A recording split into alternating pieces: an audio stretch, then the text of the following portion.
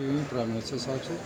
हमारा ये कहना है कि चूँकि इन्होंने हमारे वोट की कदर नहीं की, एज अ डिप्टी चेयरमैन हमने 36 वोट दिए इनको और इन्होंने उस वक़्त हमें 20 वोट दिए, और इस वक्त जब उनको वो उसकी कदर नहीं है तो हमने कहा हम अपना, जैसे उन्होंने अपनी सपोर्ट वापस ली चेयरमैन से, हमने डिप्टी चेयरमैन से अपनी सपोर्ट वापस ली। तो क्या ये सर वज़ीर आज़म साहब ने क्या मशवरा दिया है संजरानी साहब को? ये हम वहाँ गए, मीटिंग हुई और ये डिस्कशन हुई कि अदम एतमाद हम इसको डिफेंड करेंगे, और जैसे उन्होंने हमारे पर एतमाद किया तो हमने डिप्टी चेयरमैन पर एतमाद किया, इंशाल्लाह देखेंगे।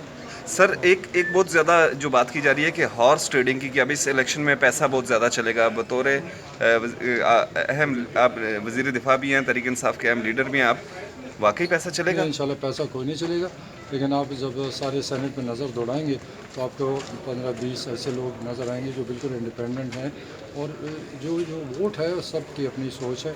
चेयरमैन साहब ने ये 1.5 साल बड़ा अच्छा कॉन्टेक्ट किया, सबसे अपने ताल्लुक़ हैं, सबकी इज़्ज़त रखी है, कोई वजह नहीं है उसके हटाने की, कोई ऐसे सेनेटर कोई नाराज़ नहीं है, तो इंशाल्लाह वो सर सबसे अपोजिशन